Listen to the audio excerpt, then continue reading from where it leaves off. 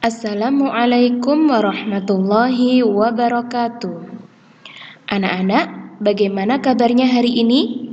Ustazah doakan anak-anak semuanya sehat walafiat. Kali ini kita akan melakukan pemantapan tematik tema 9. Sudah siap?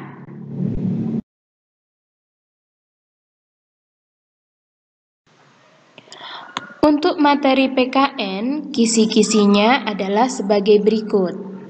Pertama, memahami pentingnya upaya menjaga dan melestarikan sumber daya alam di lingkungan.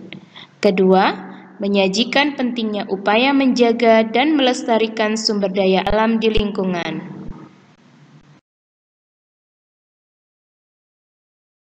Sebelum kita belajar tentang upaya pelestarian sumber daya alam, Ustazah akan mengingatkan kembali pengertian sumber daya alam. Sumber daya alam adalah segala sesuatu yang diciptakan oleh Allah untuk memenuhi kebutuhan manusia. Pemanfaatan sumber daya alam sebaiknya harus dipertimbangkan dan perlu ada usaha memperbaikinya. Tidak asal menggunakan dan membiarkannya begitu saja. Sumber daya alam yang diciptakan oleh Allah itu sangat besar dan sangat beragam. Contohnya, laut beserta ikan dan segala isinya, gunung, danau, sawah yang menjulang, semua itu adalah kebesaran Allah yang patut kita syukuri.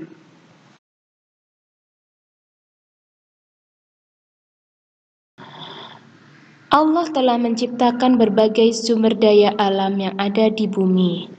Sumber daya alam dibagi menjadi dua jenis. Yang pertama adalah sumber daya alam yang dapat diperbaharui. Contohnya, air, tumbuhan, hewan. Dari air, kita bisa memanfaatkannya untuk kehidupan sehari-hari. Contohnya untuk mandi, mencuci tangan, membersihkan rumah, memasak, minum, dan lain sebagainya. Tumbuhan juga sangat banyak manfaatnya. Contohnya, kayu untuk membuat rumah, padi untuk bahan makanan, jagung, buah-buahan, dan masih banyak lagi. Hewan juga bisa kita manfaatkan. Contohnya, daging bisa kita konsumsi untuk makanan sehari-hari.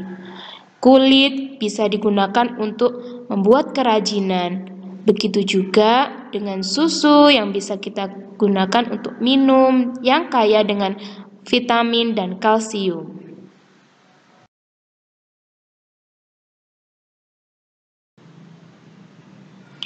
Jenis sumber daya alam yang kedua adalah sumber daya alam yang tidak dapat diperbarui, yakni minyak bumi, batu bara, gas alam, dan barang tambang lainnya seperti emas, besi, perak, nikel, dan lain sebagainya. Bensin dan solar merupakan hasil olahan dari minyak bumi. Solar digunakan untuk bahan bakar bus dan truk, sedangkan bensin merupakan bahan bakar untuk sepeda motor atau mobil. Batu bara biasanya digunakan dalam proses produksi di suatu perusahaan yang besar. Gas alam kita jumpai penggunaannya sehari-hari dalam bentuk LPG. Semua sumber daya alam tersebut tidak bisa diperbarui karena membutuhkan waktu yang sangat lama dalam membentuknya. Barang-barang ini merupakan hasil dari pengendapan fosil dan batu-batuan yang tertimbun selama beratus-ratus bahkan berjuta-juta tahun yang lama. Oleh karena itu, kita harus hemat dan pintar dalam memanfaatkannya.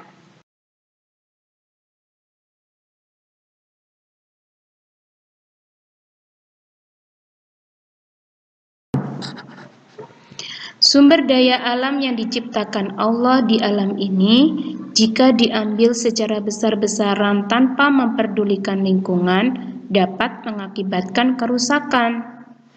Nah, di bawah ini adalah akibat bila kita tidak memelihara sumber daya alam. Yang pertama, terjadinya bencana alam karena ulah manusia yang merusak alam. Contohnya kebakaran hutan, tanah longsor, banjir bandang, dan bencana lain yang bisa mengakibatkan korban jiwa, harta, dan lain sebagainya.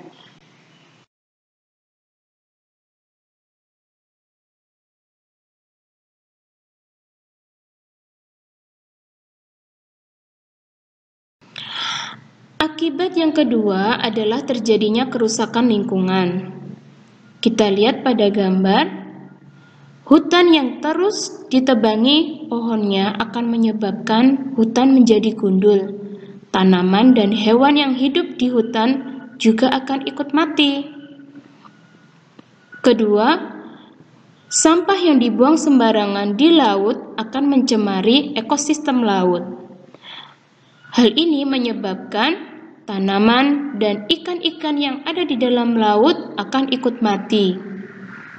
Gambar yang ketiga menunjukkan bahwa sampah yang dibuang sembarangan akan mencemari lingkungan. Asap yang hitam penuh dengan polusi bisa menyebabkan kita sesak nafas. Akibat yang ketiga adalah persediaan sumber daya alam menipis.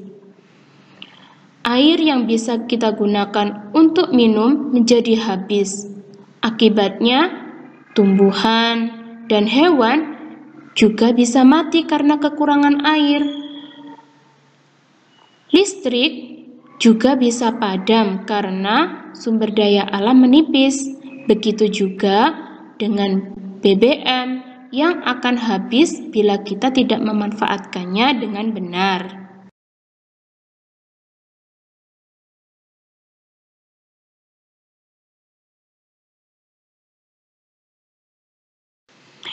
Akibat yang selanjutnya adalah banyak hewan dan tumbuhan yang punah. Hewan-hewan yang hidup di dalam hutan tidak bisa mendapatkan makanannya karena pohon-pohon telah ditebangi dan hutan menjadi rusak. Hal ini dikarenakan manusia tidak mau memelihara tumbuhan yang ada di dalam hutan. Mereka hanya menggunakannya tanpa memperbaruinya. Akibat yang kelima adalah munculnya banyak penyakit. Air yang penuh dengan limbah dan sampah bisa menyebabkan kulit menjadi gatal-gatal. Kita tidak bisa menggunakan air tersebut untuk makan atau minum karena sangat kotor. Udara yang kotor, penuh debu dan polusi bisa membuat sesak nafas. Itulah akibatnya bila manusia tidak menjaga lingkungannya dengan baik. Nah, supaya hal-hal tersebut di atas tidak terjadi, kita harus menjaga dan melestarikan sumber daya alam sejak dini. Caranya adalah sebagai berikut. Yang pertama, membuang sampah pada tempat sampah. Yang kedua, menggunakan air seperlunya. Ketiga, menghemat pemakaian hasil olahan minyak bumi. Keempat, menanami tanaman yang gundul atau reboisasi. Kelima, tidak menebang pohon di hutan secara sembarangan. Keenam, melindungi dan menjaga kehidupan hewan di hutan. Ketujuh, tidak menangkap ikan dengan menggunakan racun. Kedelapan, mengadakan pembudayaan hewan dan tumbuhan. Nah, itu tadi adalah rangkuman materi PKN pada tema 9. Kita akan berlatih pada kegiatan setelah ini. Yuk kita simak. Contoh soal pertama. Pelestarian alam bisa kita lakukan secara bersama atau gotong royong. Gambar kegiatan pelestarian alam di lingkungan rumah yang benar adalah A. Itu adalah gambar limbah yang dibuang secara sembarangan di sungai. B. Seorang lelaki membuang sampah sembarangan di tepi jalan. C. Penghijauan dilakukan di sekitar rumah secara bersama. D. Penebangan hutan secara liar. Manakah jawabannya? Ya, jawaban yang benar pada soal di atas adalah C, yakni penghijauan di lingkungan yang dilaksanakan secara bersama. Manfaatnya adalah lingkungan menjadi asri dan udara menjadi sejuk. Contoh soal kedua. Apa akibatnya jika sumber daya alam berupa minyak bumi habis? A. Kita menggunakan lilin untuk menerangi ruangan. B. Kita tidak bisa menggunakan kendaraan berbahan bakar minyak atau BBM. C. Alat transportasi umum mudah didapatkan. D. Kita harus menggunakan kayu untuk memasak. Kira-kira jawabannya apa ya? Ya, jawabannya adalah B. Kita tidak bisa menggunakan kendaraan berbahan bakar minyak atau BBM. Contoh soal ketiga. Sebutkan 3 manfaat sumber daya alam berupa air. Air adalah hal yang penting dalam kehidupan kita. Tanpa air, kita bisa mati dan kekeringan. Contoh manfaat air adalah untuk minum dan memasak. Kedua, untuk mengairi sawah. Ketiga, untuk memberi minum pada hewan ternak. Anak-anak, pembahasan materi PKN 9 sudah selesai. Kita akan melakukan pemantapan materi yang selanjutnya. Yuk kita simak. Anak-anak, selanjutnya inilah kisi-kisi Bahasa Indonesia tema 9. Kalian dapat membacanya dengan teliti. Di kisi-kisi ini ada disajikan gambar, berarti kalian akan menemui soal yang ada gambarnya. Disajikan teks, berarti kalian akan menemui soal yang ada bacaannya. Kemudian, Ustazah akan menjelaskan materi yang menjadi bahasan kita kali ini yang mendapat penekanan sehingga kalian akan lebih jelas lagi. Seperti materi huruf kapital tidak akan Ustazah bahas lagi karena ini sudah sering kalian mendapatkannya. Menentukan judul puisi juga ya. Jadi selanjutnya Ustazah akan menjelaskan materi-materi penting yang kalian perlu mendapatkan pemahaman yang lebih. Anak-anakku sekalian, kita lanjutkan dengan pembahasan pokok-pokok berita. Pokok-pokok berita adalah hal-hal yang dianggap penting dalam suatu berita. Pokok-pokok berita merupakan jawaban dari apa, siapa, di mana, kapan. Apa yang diberitakan, siapa yang diberitakan atau siapa yang melakukan, kapan peristiwa yang diberitakan terjadi, di mana peristiwa terjadi. Nah, kata-kata ini, kata tanya ini dapat membantu kalian untuk menentukan pokok berita. Contoh ya, ini ada sebuah berita tentang banjir di Jakarta. Banjir merendam pemukiman warga dan sejumlah sekolah di Jakarta Selasa sore. para siswa harus menanggalkan alas kaki untuk berangkat ke sekolah. Guyuran hujan selama 3 hari membuat aktivitas warga dan para siswa terganggu. Sejumlah sungai di Jakarta belum bebas sampah. Hal ini menjadi salah satu sebab terjadinya banjir di Jakarta. Nah, anak-anakku sekalian, dari berita tersebut dapat dibuat pertanyaan. Apa yang terjadi? Banjir. Siapa yang terlibat? Warga dan siswa sekolah. Di mana peristiwa terjadi? Di Jakarta. Kapan peristiwa itu terjadi? Selasa sore.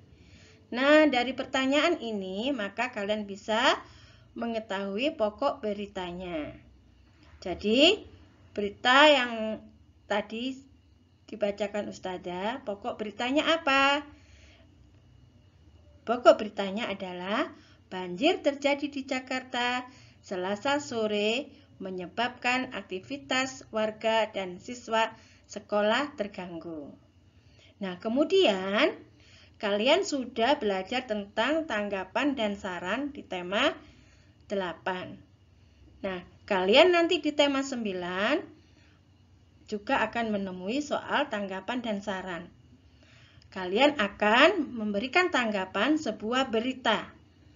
Nah, tanggapan dari berita banjir di Jakarta yang tepat adalah sungai belum bebas sampah menyebabkan banjir di Jakarta. Ini adalah tanggapan. Kemudian sarannya bagaimana? Saran, sebaiknya warga tidak membuang sampah di sungai. Nah, itulah anak-anak ya. Jadi kalian nanti akan menanggapi sebuah berita. Bagaimana caranya kita menanggapi sebuah berita? Kita harus baca berita itu dengan paham, ya, dan kita memberikan tanggapan. Kemudian saran juga begitu. Saran itu artinya kalian memberikan solusi, ya, atau memberikan jalan keluar agar peristiwa itu tidak terjadi kembali. Pembahasan terakhir tentang tokoh cerita dan sifat tokoh. Tokoh cerita adalah pelaku atau pemeran yang ada dalam cerita. Jadi anak-anak, di dalam sebuah cerita itu ada pelaku-pelakunya. Misalkan Ustazah ambil kisah Nabi Musa. Dalam kisah Nabi Musa ada Nabi Musa, ada Raja Fir'aun, ada tukang sihir. Nah, ketiga orang inilah yang dinamakan tokoh dalam cerita. Kalian bisa membacanya di buku paket kalian, ya. Di situ ada kisah Nabi Musa dan Raja Fir'aun. Kemudian, di dalam sebuah cerita, tokoh itu mempunyai sifat, tingkah laku, atau watak tertentu. Dalam cerita ada tokoh yang mempunyai sifat baik dan sifat buruk. Ya, contohnya, Nabi Musa mempunyai sifat taat kepada Allah dan pemberani.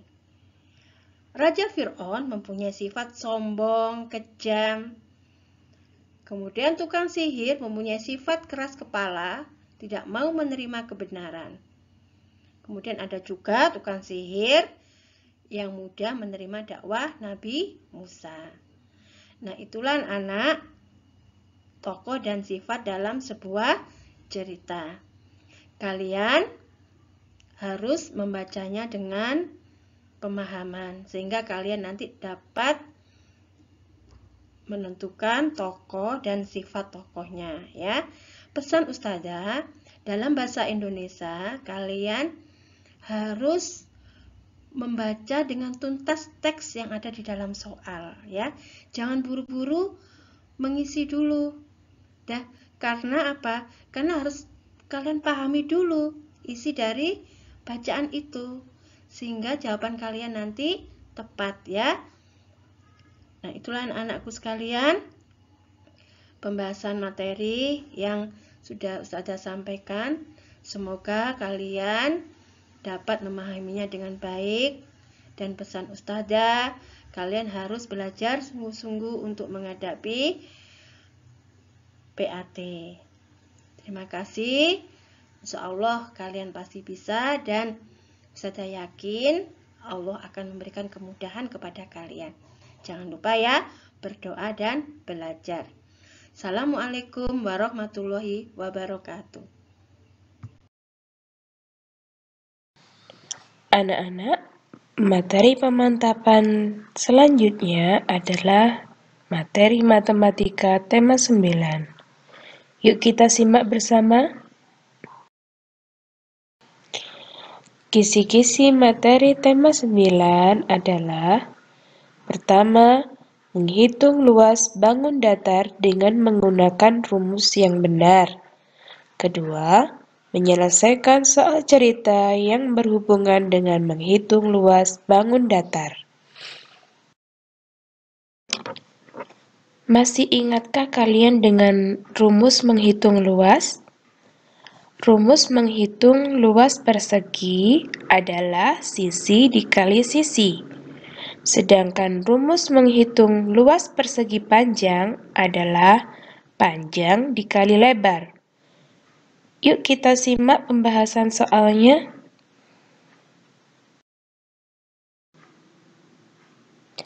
Contoh soal pertama. Pada gambar di bawah ini ada sebuah persegi yang sisinya 5 cm. Berapa luas persegi tersebut? Nah, untuk mengerjakan soal ini kita harus menggunakan rumus luas persegi. Luas persegi sama dengan sisi dikali sisi. Sama dengan 5 dikali 5. Sama dengan 25 cm persegi.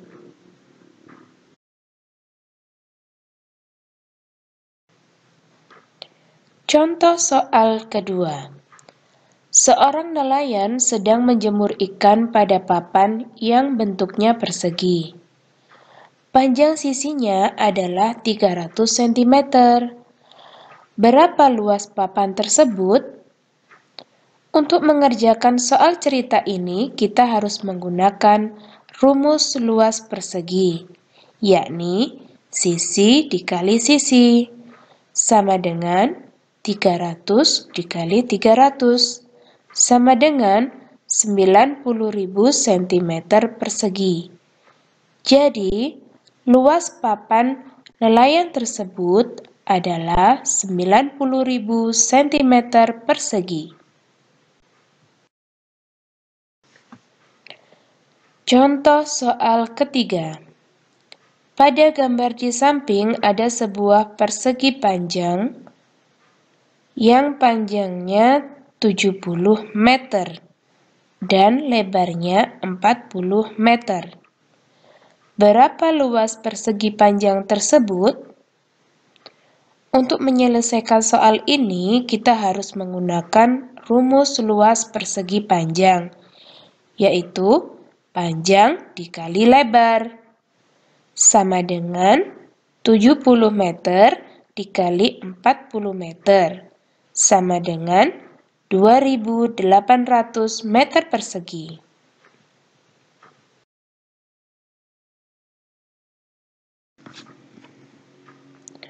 Contoh soal keempat. Seorang petani sedang memberi pupuk sawahnya yang berbentuk persegi panjang. Panjang sawah petani tersebut adalah 50 meter, sedangkan lebarnya adalah 30 meter. Berapa luas sawah petani tersebut? Anak-anak, untuk menyelesaikan soal ini, kita menggunakan rumus luas persegi panjang, sama dengan panjang dikali lebar, sama dengan 50 meter dikali 30 meter, sama dengan 1.500 meter persegi. Jadi, luas sawah petani tersebut adalah 1.500 meter persegi.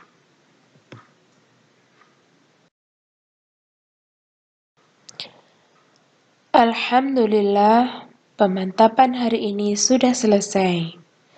Sekian untuk pemantapan materi tema 9 kali ini. Semoga dimudahkan oleh Allah dalam mengerjakan soal PAT. Amin. Semangat selalu ya.